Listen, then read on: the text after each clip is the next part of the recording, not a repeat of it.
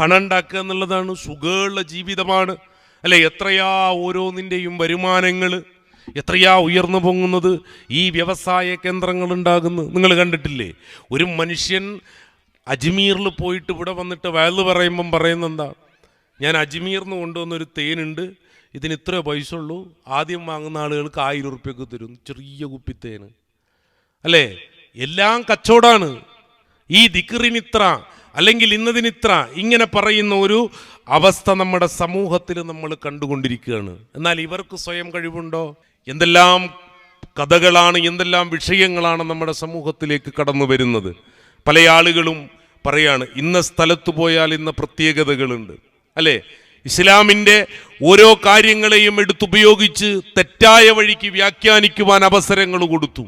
അങ്ങനെയാണ് പലതും നമുക്ക് കാണുവാൻ കഴിയുന്നത്. നമ്മൾ ആലോചിച്ചു നോക്കൂ, അല്ലാഹു സുബ്ഹാനഹു വ തആല വളരെ കൃത്യമായി വിശദീകരിച്ചു പറഞ്ഞു, അല്ലാഹു വല്ലദീന തദ്ഊന മിൻ ദൂനിഹി, അല്ലാഹുവിന് പുറമെ നിങ്ങൾ വിളിച്ചു പ്രാർത്ഥിക്കുന്നവർ. പരിശുദ്ധ ഖുർആൻ പറയാം, അല്ലാഹുവിന് പുറമെ നിങ്ങൾ വിളിച്ചു പ്രാർത്ഥിക്കുന്നവർ ആരായിരുന്നാലും അവർ, പരിശുദ്ധ ഖുർആൻ പറഞ്ഞു, മാ യംലികൂന മിൻ ഖിത്മീർ, അവർ ഒരു കാരക്കക്കുരുവിൻ്റെ പാട പോലും ഉടമപ്പെടുത്താത്തവരാണ്. എന്ന് പറഞ്ഞാൽ നമ്മൾ തിന്നു ചാടുന്ന കാരക്കക്കുരുവിൻ്റെ മുകളിലുള്ള വെളുത്ത പാട പോലും അധീനപ്പെടുത്താത്ത ദുർബലരാണ് എന്നാ പറഞ്ഞതിൻ്റെ അർത്ഥം.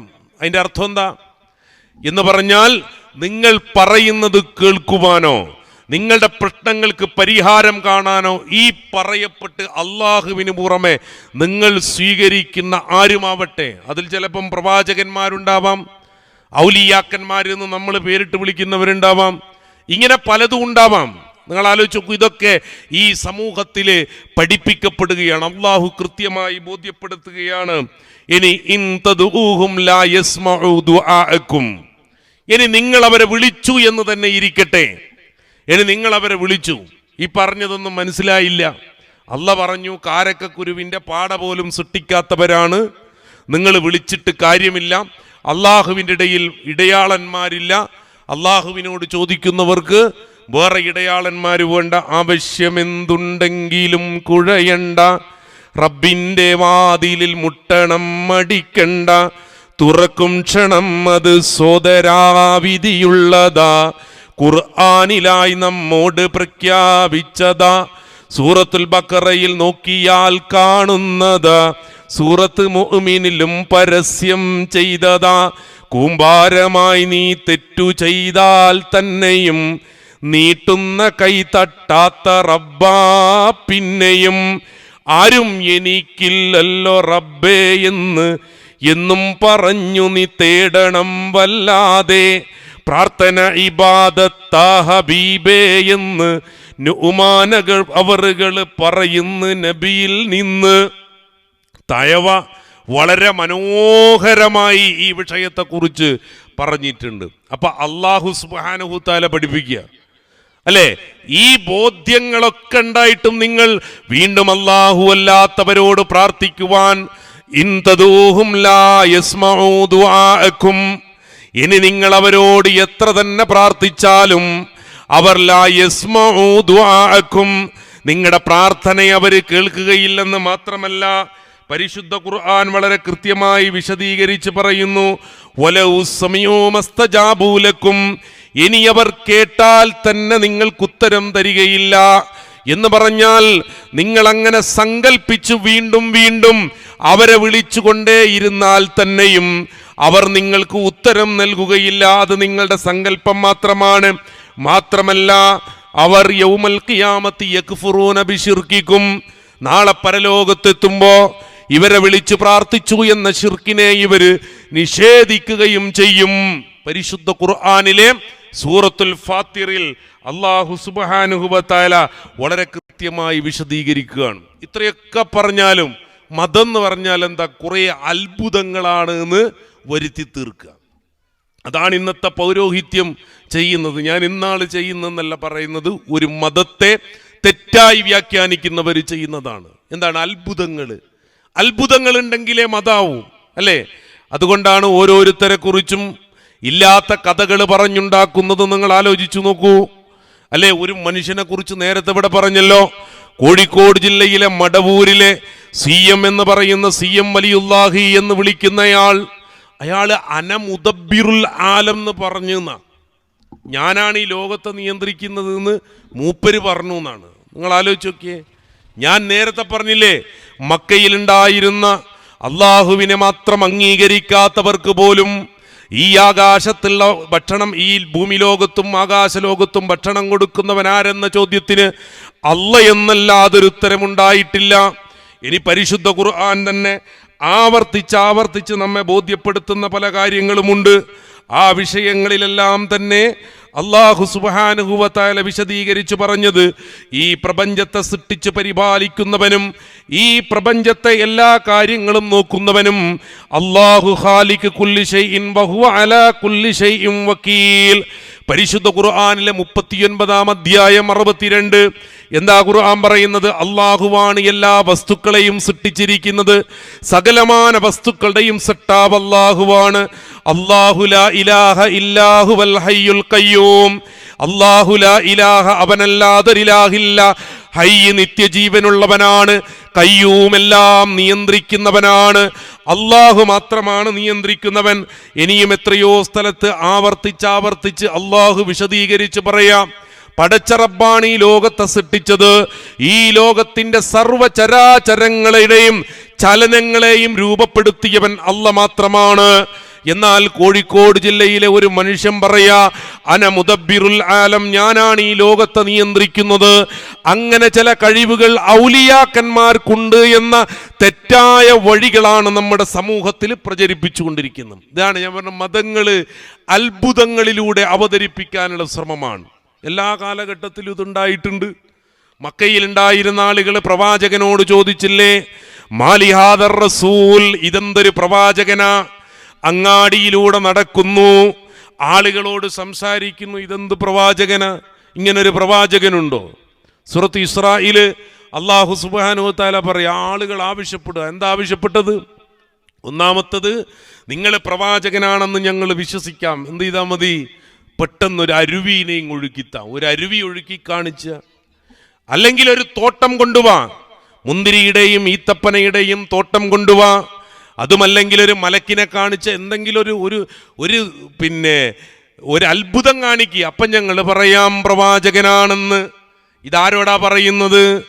ലോകത്തെ ഏറ്റവും വലിയ മുഅ്ജിസത്ത് അഥവാ അമാനുഷികത അല്ലാഹു അവനുദ്ദേശിക്കുന്ന സൃഷ്ടികളിലൂടെ വെളിപ്പെടുത്തുന്ന പ്രവാചകന്മാരിലൂടെ തെരഞ്ഞെടുക്കപ്പെട്ടവരിലൂടെ പ്രകടമാക്കുന്ന മുഅ്ജിസത്ത് പരിശുദ്ധ ഖുർആൻ.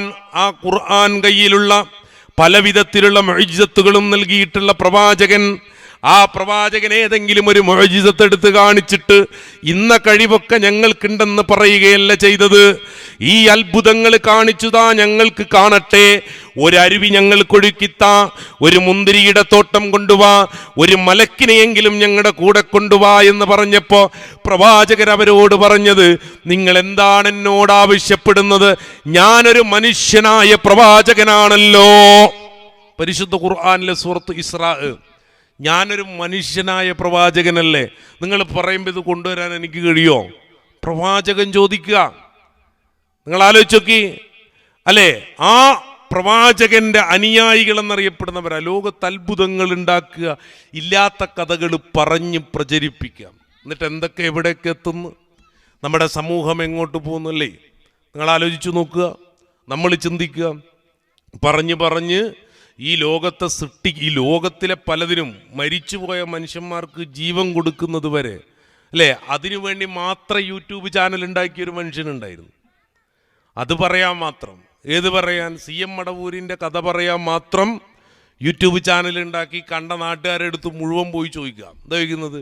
ഇദ്ദേഹത്തെ അറിയോ? അറിയാം, അത്ഭുതങ്ങളുള്ള മനുഷ്യനാണ്, നല്ല സ്ക്രിപ്റ്റ് എഴുതി തയ്യാറാക്കി അവതരിപ്പിക്കുന്ന പരിപാടിയിലൂടെ വലിയ സംഭവങ്ങളൊക്കെ ഉണ്ടാക്കി. പക്ഷേ അവനാൻ്റെ കാര്യത്തിയപ്പം കുടുങ്ങി, ഒരു മടവൂരുണ്ടായില്ല അല്ലേ? നിങ്ങൾ ആലോചിച്ച് നോക്കിയേ. നമ്മൾ ചിന്തിക്കണം, അവനാൻ്റെ കാര്യത്തിയപ്പം പല ആളുകൾക്കും അദ്ദേഹം തന്നെ പറയുന്നുണ്ട്, ഞാനിത് പറഞ്ഞുകൊണ്ടേയിരിക്കും, കാരണം എനിക്ക് അത്രയും സംരക്ഷണമാണ്. എൻ്റെ വീട് തന്നത് CM വലിയുല്ലാഹിയാണ്, എൻ്റെ ഇന്നാലിന്ന കാര്യങ്ങൾ തന്നത് CM ആണ്.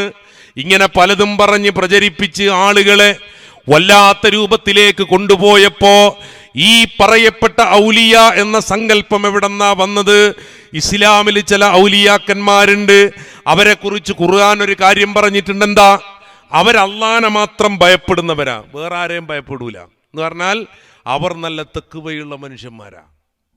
നിസ്കരിക്കും, നോമ്പെടുക്കും, സക്കാത്ത് കൊടുക്കും, ഹജ്ജ് ചെയ്യാൻ കഴിയുന്ന ആളാണ് ഹജ്ജ് ചെയ്യും, സാമൂഹിക സേവനങ്ങളൊക്കെ ചെയ്ത് നല്ല മനുഷ്യനായി മുസ്ലിമായി. ഏതുപോലെ? പ്രവാചകനെ പോലെ. പ്രവാചകൻ പഠിപ്പിച്ചാലേ എത്രയെത്ര മഹത്തുക്കളുണ്ട്. നിങ്ങൾ ആലോചിച്ച് നോക്കി, ഒരു കൂരയിൽ നിന്നൊരു മനുഷ്യൻ ഇങ്ങനെ ഇറങ്ങിപ്പോവാ. മഹാനായ ഉമറുൽ ഫാറൂഖ് റളിയല്ലാഹു അൻഹു ആ കൂരയിൽ ചെന്ന് ഉമ്മയെ വിളിച്ചിട്ട് ചോദിച്ചു, ഉമ്മ അറിയോ നിങ്ങൾക്കതാരാണെന്ന്? ആ ഉമർ റളിയല്ലാഹു അൻഹുവിനോട് ആ ഉമ്മ പറഞ്ഞ ഉത്തരം അറിയില്ല എന്നാ. എല്ലാ ദിവസവും എൻ്റെ വീട്ടിൽ വരും, ആരുമില്ലാത്ത എനിക്ക് സ്നേഹം തരും, ആരുമില്ലാത്ത എനിക്ക് പരിചരണം തരും, ആരുമില്ലാത്ത എനിക്ക് നല്ല വാക്കുകൾ തരും. മഹാനായ ഉമറുൽ ഫാറൂഖ് റളിയല്ലാഹു അൻഹു ആ ഉമ്മയോട് പറയാ, അതാരാണെന്നറിയുമോ നിങ്ങൾക്ക്? ഈ രാജ്യം ഭരിച്ചു കൊണ്ടിരിക്കുന്ന ഖലീഫയായ മഹാനായ അബൂബക്കർ സിദ്ദീഖ് റളിയല്ലാഹു അൻഹുവാണ്. പാതിരാരാവിലെ കുട്ടിയുടെ കരച്ചിൽ കേട്ടപ്പോ പ്രയാസമടക്കാൻ കഴിയാതെ തൻ്റെ ഒരു ഭാരം ചുമന്ന് ബൈത്തുൽ മാലിൽ ചെന്ന് ഈ ഭക്ഷണ സാധനങ്ങൾ എടുത്തു പോകുന്ന ഉമറിനോട് തൻ്റെ പ്രിയപ്പെട്ട ഭൃത്യം പറയുന്നു, ഖലീഫ അങ്ങ് ചുമക്കേണ്ടതില്ല, ഞാൻ ചുമന്നുകൊള്ളാം. ഒരൊറ്റ ചോദ്യമാണ് മഹാനായ ഖലീഫ ഉമറുൽ ഫാറൂഖ് റളിയല്ലാഹു അൻഹു ചോദിച്ചത്. അത് എന്തെങ്കിലും ഒരു അത്ഭുതം കാണിച്ചു കൊടുത്തല്ല, അവിടെ ആരും പോകേണ്ട വിശപ്പ് വന്ന് അകറ്റിക്കഴിഞ്ഞു എന്ന് പറഞ്ഞിട്ടല്ല, പകരം ഒരു ചോദ്യം ചോദിച്ച് ഗദ്ഗദത്തോടെ മദീനയുടെ തെരുവുകളിലൂടെ ഒരു മനുഷ്യനതാ ഭക്ഷണ സാധനങ്ങളുമായി നടന്നു പോകുന്നു. അതേതാ മനുഷ്യൻ? ലോകം ഭരിക്കുന്ന മഹാനായ ഉമറുൽ ഫാറൂഖ് റളിയല്ലാഹു അൻഹു ഭൃത്യനോട് ചോദിക്കുന്ന ചോദ്യം എന്താണെന്നറിയോ? നാളെ പരലോകത്ത് ഈ കുഞ്ഞ് കരഞ്ഞത് കേട്ടിട്ട് അള്ളാന്റെ മുന്നിൽ മാറ്റി നിർത്തപ്പെടുമ്പോ എന്റെ ഭാരം ചുമക്കാൻ നിങ്ങൾക്ക് കഴിയില്ലല്ലോ, ഇതെന്റെ ഉത്തരവാദിത്തമാണ്. പ്രവാചകൻ പഠിപ്പിച്ച ഔലിയാക്കന്മാര് ഭൂമിയിലും മനുഷ്യരോടൊപ്പം ജീവിച്ചു, ഇവര് പഠിപ്പിച്ചോൽ ആകാശത്ത് ജീവിച്ചു. അതാ രണ്ടും തമ്മിലുള്ള വ്യത്യാസം. പ്രവാചകൻ പഠിപ്പിച്ചോലും ഭൂമിയിൽ ജീവിച്ചു എന്ന് പറഞ്ഞാൽ അത്തറ കണ്ട് ഭക്തിയും അത്തറ കണ്ട് കരുതലും ഉണ്ടായിരുന്ന ഒരു സമൂഹം, അല്ലേ? അല്ലാതെ ഏതെങ്കിലും ഒരു ഔലിയ ഈ പറയപ്പെട്ടതുപോലെ എന്ന് പറഞ്ഞാൽ ഇവര് പറയുന്നത് പോലെ ഉള്ളം കയ്യിൽ നോക്കി കഥ പറയുന്ന ഔലിയ, അല്ലേ?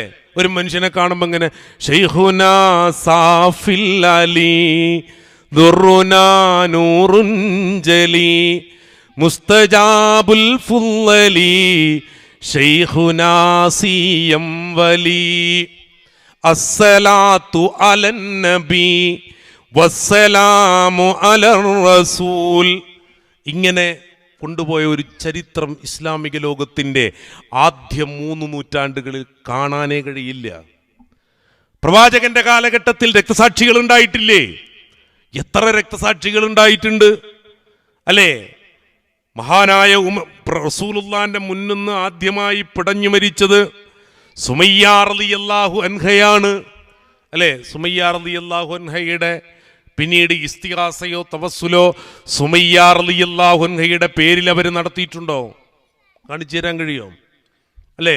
ഇവിടെ കൊല്ലം 1403 ദുൽഹിജ്ജ 8 ബീവി മറവായെ തല്ലും തിരമാല തല്ലിക്കരക്കിട്ട് വള്ളൽ കുളാ ബീവിയാണെന്നറിയുവീൻ. അല്ലേ? 21 നാൾ ഇരപകലില്ലാതെ കിടന്നു മുനമ്പത്ത്.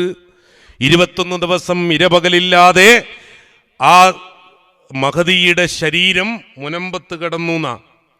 ഇങ്ങനെ ഏതെങ്കിലും ഒരു പ്രത്യേകത പ്രവാചകൻ അവർക്കുള്ള പ്രത്യേകതകൾ എടുത്തുദ്ധരിക്കാത്തതോ അവരെ പിന്നീട് അനുസ്മരിക്കാത്തതോ അല്ല.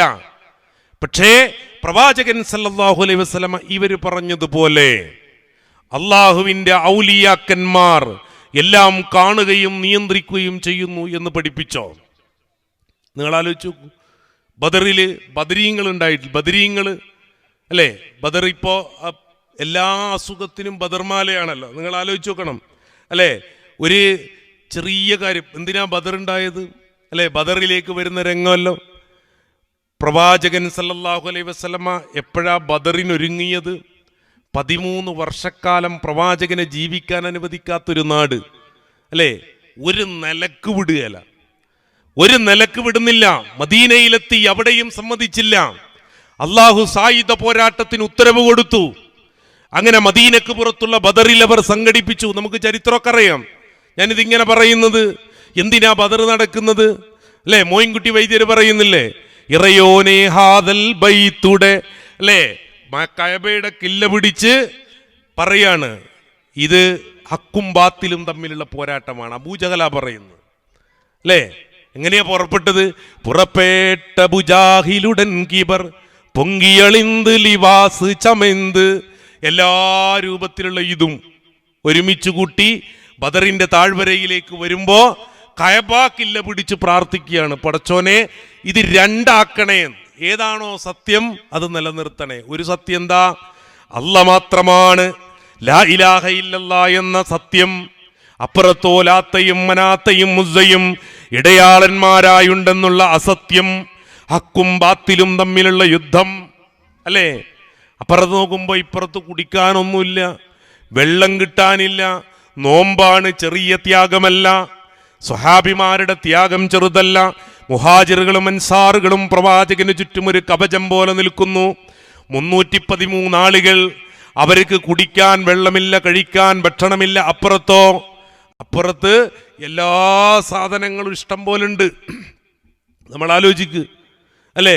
ഇരുന്ത് നദികളെ അറുക്കയും അത് ഭുജിക്കയും ഹംറ് കുടിക്കയും ഇടറ ഈതറാശ അടിക്കുന്നേ ദഫ് വിളിക്കുന്നേ ചുള വിളികളും. മോയിൻകുട്ടി വൈദ്യർ എത്ര മനോഹരമായ പറഞ്ഞെന്നറിയോ? ഇരുന്ത് നദികളെ അറുക്കയും, ഒട്ടകത്തെ അറുത്ത് അത് ഭുജിക്കുക, ഹംറ് കുടിക്കയും. ഇപ്പുറത്തോ ഒരു മഴയ്ക്ക് വേണ്ടി പ്രവാചകൻ കരഞ്ഞു പ്രാർത്ഥിക്കുകയാണ് അല്ലേ? പ്രവാചകൻ വരുന്ന രംഗമൊക്കെ ബദർ കിസ്സപ്പാട്ട് മാത്രം മതി ഇതിൻ്റെ സത്യത്തിലേക്ക് പോകാൻ. ചരിത്രം പഠിച്ചാൽ ഞാൻ പറയുന്നത് അതുപോലും വളച്ചൊടിക്കപ്പെടുക എന്ന് നിങ്ങൾ ആലോചിച്ചൊക്കെ. എന്നിട്ട് ഈ ബദറിൽ മഹാനായ പ്രവാചകൻ പ്രാർത്ഥിക്കുന്ന രംഗമുണ്ട്. എത്ര സമയം, സുദീർഘമായ സമയം നെറ്റിത്തടം ഭൂമിയിലേക്ക് വെച്ച്, അള്ളാഹുവേ ഈ ചെറുസംഘത്തെ പരാജയപ്പെടുത്തിയാൽ രക്ഷപ്പെടുത്താൻ ലോകത്താരുമില്ല, നിന്നെ ആരാധിക്കാൻ പിന്നീട് ലോകത്താരും ഉണ്ടാവൂല എന്ന് പ്രവാചകന്റെ പ്രാർത്ഥന ഉണ്ടാകുന്നു. അബൂബക്കർ സിദ്ദീഖ് റളിയല്ലാഹു അൻഹു റസൂലുള്ളാഹിനോട് പറയാ, മതി റസൂലേ, പ്രാർത്ഥനക്ക് ഉത്തരം ഉണ്ടാവും. നിങ്ങൾ ആലോചിച്ച് നോക്കിയേ, ആ ബദരീങ്ങളെ വെറുതെ വിടുന്നില്ല. നിങ്ങൾ പ്രവാചകൻ ഹിജ്റ 2-ാം വർഷം അഥവാ 13-ാം വർഷം ഹിജ്റ പോകുന്നു, 2-ാം വർഷം യുദ്ധമുണ്ടാകുന്നു, 15 കൊല്ലം. പിന്നെയും പ്രവാചകൻ ജീവിച്ചിട്ടുണ്ട്, 63 വയസ്സുവരെ ജീവിച്ചിട്ടുണ്ട്. ഏതെങ്കിലും ഒരു ദിവസം ഈ പറയപ്പെട്ട ആണ്ട് നേർച്ചയും വഴിപാടൊക്കെ നടത്തി പ്രവാചകൻ അവിടെ നടത്തിയോ? അപ്പൊ ഇതെവിടെന്നാ ഇതൊക്കെ കടന്നു വന്നത്? അതാ ഞാൻ പറഞ്ഞ, ഇസ്ലാമിലെ ആദ്യ 3 നൂറ്റാണ്ടുകളിൽ ഇത് കാണാൻ കഴിയില്ല. പ്രവാചകൻ അങ്ങനെ പഠിപ്പിച്ചില്ല. നിങ്ങൾ ഇവിടെ ഇരുന്ന് തപസ്സെടുത്ത് നിങ്ങൾക്ക് ഞാൻ വരം തന്ന് നിങ്ങൾ ഔലിയ ആയി അങ്ങനെ ഔസുല്ലാലമും അബുദാലും ആരിഫയും കയറി നിങ്ങൾ പറയുന്നത് അള്ളയാകുന്നു, അള്ള പറയുന്നത് നിങ്ങളാകുന്നു, അതുകൊണ്ട് പിന്നെ എന്നെ യാ സയ്യിദി സനദി ഖൗസി വയാ മദദി കുല്ലി ലഹീറൻ അലൽ അദാഇബിൽ മദദി എന്ന് പറയുന്ന അവസ്ഥയിലേക്കോ, അങ്ങനെയുള്ള അവസ്ഥയിലേക്ക് എത്തുന്നു പ്രവാചകൻ പഠിപ്പിച്ചില്ല. ഇതാരാ പഠിപ്പിച്ചത്? പിന്നെ ഇത് പഠിപ്പിച്ചത് ഷിയാക്കളാണ് ലോകത്ത്. ഇത് പഠിപ്പിച്ചത് ഷിയാക്കളാണ്, ഇസ്ലാമിന്റെ ആശയമല്ല. അവര് പറഞ്ഞു ഔലിയാക്കന്മാർ എന്ന് പറഞ്ഞാൽ ഈ അബ്രപാളികൾക്കിടയിൽ നിൽക്കുന്ന മനുഷ്യന്മാരാണ്, പിന്നെ ഇങ്ങനെ നിൽക്കും, അവർക്ക് മരണമില്ല. അതുകൊണ്ട് അലി റളിയല്ലാഹു അൻഹു അങ്ങനെയാണെന്ന് അലി റളിയല്ലാഹു അൻഹു അംഗീകരിച്ചിട്ടില്ല. പിന്നീടാണ് ഈ പറയപ്പെട്ടിരിക്കുന്ന സൂഫി ത്വരീഖത്ത് ഷിയായിസത്തിന്റെ ഭാഗമായി ലോകത്ത് ഉടലെടുത്തതാണ് ഈ പറയപ്പെട്ട ഔലിയാക്കന്മാരെല്ലാം. ഇത് പറയുമ്പോൾ ആളുകൾ പറയും ഔലിയാക്കന്മാരെ നിഷേധിക്കുന്നില്ല. അങ്ങനെ ആരും നിഷേധിച്ചിട്ടുമില്ല. അതാ ഞാൻ പറഞ്ഞത്, അല്ലാഹു സുബ്ഹാനഹു വ തആല ഇഷ്ടപ്പെടുന്ന, അള്ളാഹുവിനെ ഇഷ്ടപ്പെടുന്ന, റളിയല്ലാഹു അൻഹും വറളു അൻഹു, അള്ളാഹു തൃപ്തിപ്പെട്ടവരും അള്ളാഹുവിനെ തൃപ്തിപ്പെടുന്നവരുമാണ് ഈ ഔലിയാക്കന്മാർ. ആ ഔലിയാക്കന്മാര് ഏതെങ്കിലും അർത്ഥത്തിൽ ഒരു മനുഷ്യന് ചോദിക്കുമ്പോൾ എടുത്തു കൊടുക്കാൻ ഇങ്ങനെ കറാമത്ത് എടുത്തിരിക്കുകയല്ല, അല്ലേ? CM വലിയുള്ളാഹിയോടൊക്കെ എന്തും ചോദിക്കാം. മടവൂരാരാ പടച്ചോനോ എന്ന് ചോദിച്ചാൽ പടച്ചോന് എന്നാ ഞങ്ങളുടെ ഉത്തരം എന്നാണ് ഇവർ പറഞ്ഞത്, അല്ലേ? ഒരു കൂട്ടരൊക്കെ അതിനെ തള്ളിപ്പോയിട്ടുണ്ടെങ്കിലും നമ്മൾ ആലോചിച്ച് നോക്കുക. ഇങ്ങനെ തുടങ്ങി ഓരോന്നും. ഇനി നിങ്ങൾ നോക്ക്, നമ്മുടെ നാട്ടിലൊരു മജ്ലിസുന്നൂർ എന്ന് പറയുന്നൊരു ഒരു പരിപാടി നടക്കും. മജ്ലിസുന്നൂർ, അല്ലേ? അത് ചെറിയൊരു പുസ്തകമാണ്. ആ പുസ്തകത്തിൽ വളരെ കൃത്യമായി വിശദീകരിച്ചിട്ട് കാര്യങ്ങൾ ഇങ്ങനെ പറയുന്നുണ്ട്, അല്ലേ? പ്രവാചകൻ സല്ലല്ലാഹു അലൈഹി വസല്ലമക്ക് പിന്നെ ഗൈബറിയില്ല എന്നുള്ളതിന്, അല്ലെങ്കിൽ അദൃശ്യമറിയില്ല എന്ന് പറഞ്ഞപ്പോൾ പ്രവാചകന്റെ കൂട്ടത്തിലുണ്ടായിരുന്ന കുട്ടികൾ ഒരു പാട്ട് പാടി, വഫീനാ നബിയുൻ യഅലമു മാ ഫീ ഗദിൻ. നാളത്തെ കാര്യങ്ങൾ അറിയുന്ന ഒരു പ്രവാചകൻ ഞങ്ങളുടെ കൂട്ടത്തിലുണ്ട് എന്ന് പാട്ടുപാടി. ആ സമയത്ത് പ്രവാചകൻ പറഞ്ഞു, അങ്ങനെ പാടണ്ട, അല്ലേ? അതിന് ഇതിൽ പറഞ്ഞിരിക്കുന്ന വ്യാഖ്യാനം എന്താണെന്നറിയോ നിങ്ങൾ, അല്ലേ? എന്താണ്? പ്രവാചകൻ പറഞ്ഞു, ഇപ്പം എന്നെ കുറിച്ച് പാടണ്ട, ഇപ്പം ബദരീങ്ങളെ കുറിച്ച് പാടിയാൽ മതി. നിങ്ങൾ ആലോചിച്ച് നോക്കി, ഇതിൽ അങ്ങനെ എഴുതി വെച്ചിരിക്കുകയാണ്. വരാനിരിക്കുന്ന കാര്യങ്ങൾ അറിയുന്ന ഒരു പ്രവാചകൻ ഞങ്ങളിലുണ്ട്. തത്സമയം നബി സല്ലല്ലാഹു അലൈഹി വസല്ലം പറഞ്ഞു, പ്രസ്തുത കാവ്യം നീ ഉപേക്ഷിക്കുക, ആദ്യം ആലപിച്ചത് തുടരുക, അല്ലേ? ബുഖാരിയിൽ ഹദീസ് എന്ന് പറഞ്ഞാൽ അങ്ങനെ പറയരുത്, എനിക്ക് ഐബറിയില്ല എന്നതിൻ്റെ അർത്ഥം. നിങ്ങൾ ആലോചിച്ച് നോക്കൂ. എന്നിട്ട് പറയാ എന്തുകൊണ്ടാണ് അതിന് തുടർന്ന് പറയാ, ബദർ ശുഹദാക്കളുടെ കാവ്യം ആലപിച്ചു കൊണ്ടിരിക്കുന്ന ഇതിനിടയിൽ തിരുനബി സല്ലല്ലാഹു അലൈഹി വസല്ലമയെ പറ്റി പറഞ്ഞത് കൊണ്ടാണ് അത് നിർത്താൻ പറഞ്ഞത്, അല്ലാണ്ട് ഇതിലൊരു ശുർക്കൂല്ല എന്ന് അവർ പറയണത്, അല്ലേ? എനിക്ക് കേട്ടോളൂ, നിങ്ങൾ ഒരിക്കലേ ബദർ മൗലിദ് പാരായണം സ്വഹാബത്ത് തിരുനബി സല്ലല്ലാഹു അലൈഹി വസല്ലമയുടെ തിരുസന്നിധിയിൽ വെച്ച് നിർവഹിക്കുകയും, പച്ചക്കള്ളമാണിതൊക്കെ, അതിന് നബി സല്ലല്ലാഹു അലൈഹി വസല്ലമ പ്രോത്സാഹനം നൽകുകയും ചെയ്തതാണ്. ഇങ്ങനെ തുടങ്ങിയിട്ട് മൗലാന അബ്ദുൽ അസീസ് മുസ്ലിയാരുടെ ഒരു കഥ പറയുന്നുണ്ട്. ഒരൊറ്റ ഉദാഹരണത്തിന് വേണ്ടി മാത്രം ഞാൻ പറയാം. തൻ്റെ ബദർ മൗലിദിൽ രേഖപ്പെടുത്തുന്നു, ഒരാൾ തൻ്റെ വീട്ടുവാതിലിൻ്റെ മേലെ കട്ടിലപ്പടിയിൽ ബദരീങ്ങളുടെ നാമം എഴുതി വെച്ചു. പരിശുദ്ധ ഹജ്ജ് കർമ്മത്തിനായി പുണ്യമക്കയിലേക്ക് യാത്ര തിരിച്ചു. ഈ വേളയിൽ തൻ്റെ വീട്ടിൽ മോഷ്ടാക്കൾ പ്രവേശിച്ചു. മോഷണ ശ്രമത്തിനിടെ ചില സംസാരവും ആയുധത്തിൻ്റെ ചിലമ്പൽ ശബ്ദവും അവർ കേട്ടു. ഉടനെ മോഷ്ടാക്കൾ സ്ഥലം വിട്ടു. എന്നിട്ടോ 2-ാം ദിവസവും 3-ാം ദിവസവും മോഷ്ടാക്കൾ പ്രസ്തുത വീട്ടിൽ മോഷണം ശ്രമം നടത്തിയെങ്കിലും ആദ്യ ദിവസത്തെ അനുഭവമുണ്ടായതിനാൽ നിരാശയോടെ മോഷ്ടാക്കൾ മടങ്ങേണ്ടി വന്നു. ജനതാമസമില്ലാത്ത വീട്ടിലെ ഈ അനുഭവം മോഷ്ടാക്കളെ അത്ഭുതപ്പെടുത്തി. മോഷണ ശ്രമം അവർ ഉപേക്ഷിച്ചു. വീട്ടുടമസ്ഥൻ പരിശുദ്ധ ഹജ്ജ് കർമ്മം നിർവഹിച്ച് വീട്ടിൽ തിരിച്ചെത്തിയപ്പോൾ മോഷ്ടാക്കൾ അദ്ദേഹത്തെ സമീപിച്ചു ചോദിച്ചു, താങ്കൾ ഹജ്ജിന് പുറപ്പെട്ടപ്പോൾ വീടിൻ്റെ സംരക്ഷണാർത്ഥം എന്തായിരുന്നു ചെയ്തത്? അതാണ് പറഞ്ഞു തരൂ എന്ന് പറഞ്ഞപ്പോൾ വലാ യഊദു ഇഫ്ലുഹുമാ വഹുവൽ അലിയുൽ അലീം എന്ന സൂക്തവും ബദരീങ്ങളുടെ നാമവും എഴുതി വെച്ചതല്ലാതെ വേറെയൊന്നും ഞാൻ ചെയ്തിട്ടില്ല എന്ന് വീട്ടുടമസ്ഥൻ മറുപടി പറഞ്ഞു. നിങ്ങൾ ആലോചിച്ച് നോക്കൂ. എന്ന് പറഞ്ഞാൽ വീട് ബദരീങ്ങളുടെ ആകെ പണി ഇപ്പോൾ വരെ വീട് കാക്കലാണ്. നിങ്ങൾ ആലോചിച്ച് നോക്കിയ, മരണപ്പെട്ടു പോയ മനുഷ്യരാണ് എല്ലാവരും. മരണപ്പെട്ടു പോയിട്ടുണ്ടോ? ഇതിങ്ങനെ ഇങ്ങനെ ഇങ്ങനെ ഇങ്ങനെ ഇങ്ങനെ ഇങ്ങനെ കഥയൊക്കെ പറഞ്ഞിട്ട് മഗ്‌രിബിന് കുത്തിരുന്നിട്ട് നമ്മളിങ്ങനെ പാടണം. എന്താ പാടേണ്ടത്? എല്ലാ ബലാവും ആഫത്തും ഇടങ്ങേറുകൾ മുസീബത്തുകൾ ബദരീങ്ങൾ ബറക്കത്തിനാൽ അമൈ കാക്കണം യാ റബ്ബന. ഇതാണ് മജ്ലിസുന്നൂർ, അല്ലേ? ഇതിന് മജ്ലിസുന്നൂർ എന്ന് വിളിക്കാൻ പറ്റുമെന്ന് നമ്മൾ ആലോചിക്കുക. നൂറ് എന്നുള്ളത് പ്രകാശം എന്നാണ്. ഇത് സർവ്വജീവിതത്തിലേക്കും ഇരുട്ട് കൊണ്ടുവരുന്ന ഒരു മജ്ലിസായിരിക്കും. ഞാനിത് പറയാൻ കാരണം എന്താ, അല്ലേ? സ്വലാത്ത് ചൊല്ലുന്നതിൻ്റെ പ്രത്യേകത പ്രവാചകൻ പഠിപ്പിച്ചിട്ടുണ്ട്. ദിക്ർ ചൊല്ലുന്നതിനെ കുറിച്ച് പ്രവാചകൻ പഠിപ്പിച്ചിട്ടുണ്ട്. ഓരോ സന്ദർഭത്തിലും അള്ളാഹുവിനെ കുറിച്ച് ഓർക്കേണ്ടതിനെ കുറിച്ച് പഠിപ്പിച്ചിട്ടുണ്ട്. രാത്രി ഉറങ്ങാൻ കിടക്കുന്ന സമയത്ത് രാവിലെ എഴുന്നേറ്റത് മുതൽ കണ്ണാടിയിൽ നോക്കുമ്പോൾ, വസ്ത്രം ധരിക്കുമ്പോൾ, വാഹനത്തിൽ കയറുമ്പോൾ, പള്ളിയിലെത്തുമ്പോൾ, ഇങ്ങനെ തുടങ്ങി ഏത് സന്ദർഭത്തിലും എല്ലാ ദിക്റുകളെ കുറിച്ചും അള്ളാഹുവിൻ്റെ പ്രവാചകൻ പഠിപ്പിച്ചിട്ടുണ്ട്. പ്രാർത്ഥനകളെ കുറിച്ച് പഠിപ്പിച്ചിട്ടുണ്ട്. എന്നാൽ എവിടെയെങ്കിലും ചോദിക്കട്ടെ, ഞാൻ പ്രവാചകൻ തന്നെ എത്രയെത്ര യുദ്ധങ്ങളിൽ പങ്കെടുത്തിട്ടുണ്ട്. ഉഹുദ് രണാങ്കണത്തിൽ പോരാടിയില്ലേ? തൻ്റെ പ്രിയപ്പെട്ട പിതൃവ്യനായ ഹംസാ റളിയല്ലാഹു അൻഹുവിൻ്റെ രക്തസാക്ഷിത്വം കണ്ട് പ്രവാചകൻ കരഞ്ഞു കലങ്ങിയ കണ്ണുകളോടെ അവിടെ ഇരുന്നു പോയിട്ടില്ലേ? ആയിഷ റളിയല്ലാഹു അൻഹ പ്രവാചകനോട് ചോദിക്കുന്നുണ്ട്, അല്ലയോ പ്രവാചകരെ, താങ്കളുടെ ജീവിതത്തിലെ ഏറ്റവും വിഷമകരമായ ഘട്ടമേതായിരുന്നു എന്ന് പ്രവാചകൻ സല്ലല്ലാഹു അലൈഹി വസല്ലമ മറുപടി പറഞ്ഞത്, ഉഹദ് യുദ്ധം കഴിഞ്ഞ് ഞാനിങ്ങനെ നോക്കി നടക്കുകയാണ്, എൻ്റെ ഹംസ എവിടെ, എൻ്റെ ഹംസ എവിടെ? ഹംസാ റളിയല്ലാഹു അൻഹുവിനെ അന്വേഷിച്ച് ചെല്ലുമ്പോഴതാ അവിടെ ഹംസാ റളിയല്ലാഹു അൻഹുവിൻ്റെ ശരീരം വികൃതമാക്കി അവരിങ്ങനെ ആഘോഷിച്ചു കൊണ്ടിരിക്കുമ്പോ എൻ്റെ കണ്ണിൽ, എൻ്റെ മനസ്സിൽ, എൻ്റെ ജീവിതത്തിൽ ഇത്രയേറെ പ്രയാസപ്പെട്ടു പോയ മറ്റൊരു സംഭവം ഉണ്ടായില്ല. അതുകൊണ്ടാണ് ഹംസാ റളിയല്ലാഹു അൻഹുവിനെ വധിച്ച വഹ്ഷിയോട് പ്രവാചകൻ പറഞ്ഞില്ലേ, ഒരൽപ്പം മാറിയിരുന്നോ? കാണുമ്പോഴൊക്കെ എൻ്റെ മനസ്സിലേക്ക് ഓടിയെത്തുന്നത് ഹംസാ റളിയല്ലാഹു അൻഹുവിൻ്റെ മുഖമാണ്. എനിക്ക് വല്ലാതെ വേദനിക്കുന്ന മുഖമാണ്.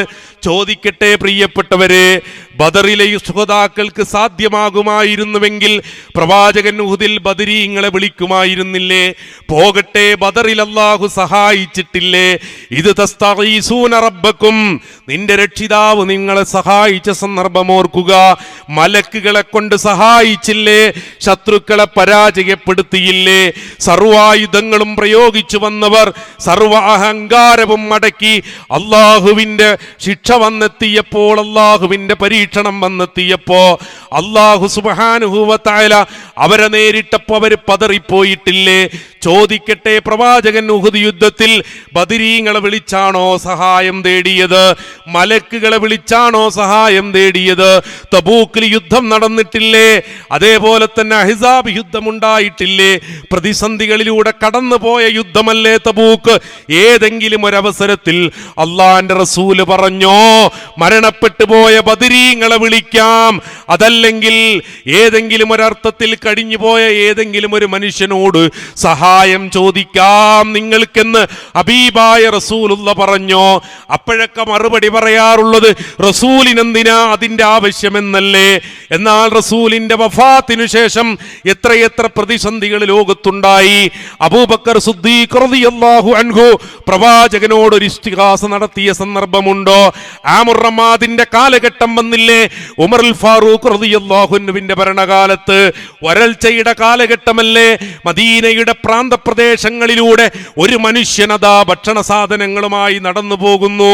അങ്ങനെ അദ്ദേഹത്തിന് വിശന്ന് കരഞ്ഞുകൊണ്ടിരിക്കുമ്പോ ഉമർ സ്വന്തത്തോട് തന്നെ പറഞ്ഞ് വിശ്വസിപ്പിച്ച ഒരു കാര്യമുണ്ട്. എന്താണെന്നല്ലേ?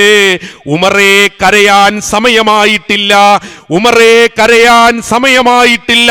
മദീനയിലെ ഏതെങ്കിലും ഒരു കൂരയിൽ ഏതെങ്കിലും ഒരു പാവപ്പെട്ട മനുഷ്യൻ ഭക്ഷണം കഴിക്കാതിരുന്നാൽ നാളെ അള്ളാന്റെ കോടതിയിൽ ഉമർ സമാധാനം പറയേണ്ടി വരും.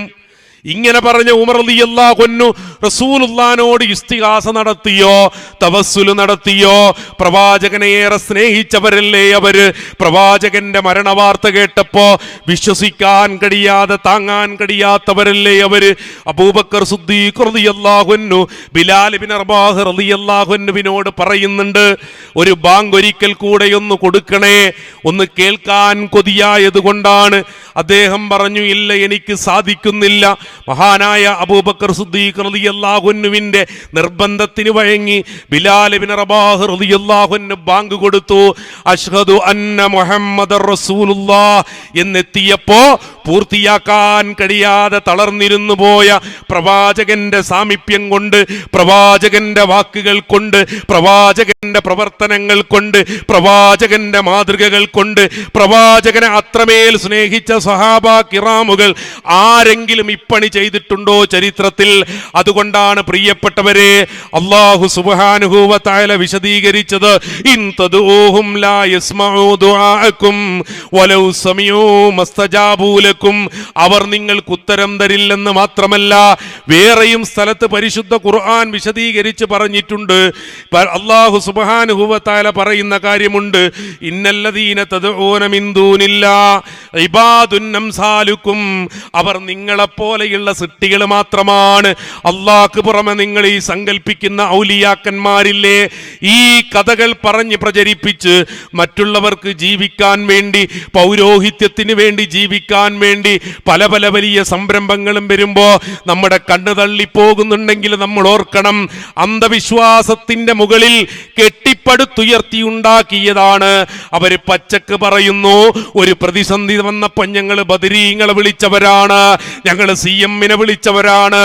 ഞങ്ങൾ പറയുന്നു, ഏത് പ്രതിസന്ധിയിലും അള്ളാനെ മാത്രമേ വിളിക്കാവൂ, പടച്ച റബ്ബല്ലാതെ ഒരു രക്ഷകനില്ല. വൈദാ സഅലക ഇബാദി അന്നീ ഫഇന്നീ ഖരീബ് ഉജീബു ദഅവത്തദ് ദാഇ ഇദാ ദഅാനി ഫൽയസ്തജീബൂ ലീ. അല്ലാഹു പറയാ, എൻ്റെ അടിമ എന്നെ കുറിച്ച് ചോദിക്കുമ്പോ സമീപസ്ഥനാണെന്നാണ് പറഞ്ഞു കൊടുക്കേണ്ടത്, നിങ്ങൾക്കടുക്കാൻ കഴിയാത്തതെന്നല്ല. ലോകത്തെ ഏതെങ്കിലും ഒരു ഉദാഹരണം ചോദിച്ചിട്ട് ഇവിടെ മുഖ്യമന്ത്രിയുടെ അടുത്ത് പോകാൻ കഴിയോ, ഇങ്ങനെയാണോ അങ്ങനെയാണോ, ഇങ്ങനെ ചോദിച്ചിട്ട് ആ രൂപത്തിലല്ല പടച്ച റബ്ബ് പറഞ്ഞത്. ഏത് ദേശക്കാരനാവട്ടെ, ഏത് നിറക്കാരനാവട്ടെ, ഏത് തരക്കാരനാവട്ടെ, ഏത് ഭാഷക്കാരനാവട്ടെ, അല്ലാഹുവിൽ തഖ്വയുണ്ടെങ്കിൽ പടച്ച റബ്ബിനോട് നേരിട്ടങ്ങ് ചോദിച്ചാൽ എൻ്റെ അടിമകൾക്ക് ഏതാവശ്യങ്ങളും നിറവേറ്റി കൊടുക്കുമെന്ന് അല്ലാഹുവിൻ്റെ ഉറപ്പാണ്. ആ ഉറപ്പാണ് ലോകത്തെ ഏറ്റവും വലിയ ഉറപ്പ്.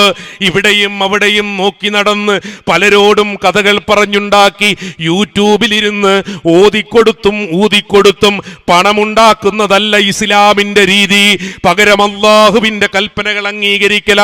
അതുകൊണ്ട് ഇപ്പറഞ്ഞ കെട്ടുകഥകളാണോ? അതല്ല. അലി ഇബ്നു അബീ ത്വാലിബ് റളിയല്ലാഹു അൻഹുവിന്റെ ഭരണത്തിന്റെ അവസാന കാലഘട്ടത്തിൽ രൂപം കൊള്ളുകയും പിന്നീട് ഇസ്ലാമിന്റെ ആദർശങ്ങളെ തകിടം മറിക്കുകയും ചെയ്ത ഷിയാക്കളെ വിശ്വാസമാണോ വേണ്ടത്? ആദ്യ നൂറ്റാണ്ട് കാലത്തെ പ്രവാചകനും അവിടെ തുടർന്നിട്ടുള്ള ഖുലഫാ റാഷിദുകളും അവിടെ തുടർന്ന സ്വഹാബികളും അവര് കാണിച്ച മാതൃകയിൽ ഏതാണ് വേണ്ടത് എന്ന ചോദ്യമാണ്. അതുകൊണ്ട് പരിശുദ്ധ ഖുർആൻ വളരെ കൃത്യമായി വിശദീകരിക്കുന്നു. നിങ്ങൾ ഈ വിളിച്ചു പ്രാർത്ഥിക്കുന്ന മനുഷ്യന്മാര്, അത് മമ്പുറത്താണെങ്കിലും, അത് മടവൂരിലാണെങ്കിലും, അത് മുനമ്പത്താണെങ്കിലും, അത് ഏർവാടിയിലാണെങ്കിലും, അതങ്ങ് അജ്മീറിലാണെങ്കിലും, അതങ്ങ് മുത്തുപ്പേട്ടയിലാണെങ്കിലും, അതങ്ങ് ഒടുങ്ങാക്കാടാണെങ്കിലും, അതങ്ങ് കാസർഗോഡ് മാലിക് ദിനാർ പള്ളിയിലാണെങ്കിലും, തളങ്കര ഔലിയാണെങ്കിലും, ഇങ്ങനെ അറിയപ്പെട്ടവരും അറിയപ്പെടാത്തവരുമായ ഏതേത് ഔലിയാക്കന്മാരാണെങ്കിലും അല്ല പറയുന്നത് എന്താണ്? ഇബാദുൻ അംസാലുക്കും, അവർ നിങ്ങളെപ്പോലെയുള്ള സൃഷ്ടികൾ മാത്രമാണ്. അതുകൊണ്ട് ഫദ്ഊഹും, ഇനി അതല്ലെന്ന വാദം നിങ്ങൾക്കുണ്ടെങ്കിൽ നിങ്ങളൊന്ന് പ്രാർത്ഥിച്ചേ, ഫൽയസ്തജീബൂ ലക്കും, അവർ നിങ്ങൾക്കൊന്ന് ഉത്തരം ചെയ്യട്ടെ. ഇത് അള്ളാഹുവിന്റെ വെല്ലുവിളിയാണ്, ഇത് പടച്ചവന്റെ വെല്ലുവിളിയാണ്. അള്ളാഹു സുബ്ഹാനഹു തആല വിശദീകരിക്കുക. ഇനി അതല്ല എന്ന് നിങ്ങൾക്ക് വാദമുണ്ടെങ്കിൽ നിങ്ങൾ പറ ഇങ്ങനെയാണ് എന്നുള്ളത്. അപ്പം അതുകൊണ്ട് പ്രിയപ്പെട്ടവരെ, നമ്മൾ ആലോചിച്ചു നോക്കുക. ഇങ്ങനെ ഓരോ സംഭവങ്ങളും ഓരോ കാര്യങ്ങളും നമുക്ക് കാണാൻ സാധിക്കും. അതുകൊണ്ട് ഇവരുടെ എല്ലാം ലക്ഷ്യം ഒന്ന് മാത്രമേ ഉള്ളൂ. അതെന്താ? പൈസ ഉണ്ടാക്കുക എന്നുള്ളതാണ്, പണം ഉണ്ടാക്കുക എന്നുള്ളതാണ്, സുഖമുള്ള ജീവിതമാണ് അല്ലെ? എത്രയാ ഓരോന്നിൻ്റെയും വരുമാനങ്ങൾ, എത്രയാ ഉയർന്നു പൊങ്ങുന്നത്, ഈ വ്യവസായ കേന്ദ്രങ്ങൾ ഉണ്ടാകുന്നു. നിങ്ങൾ കണ്ടിട്ടില്ലേ?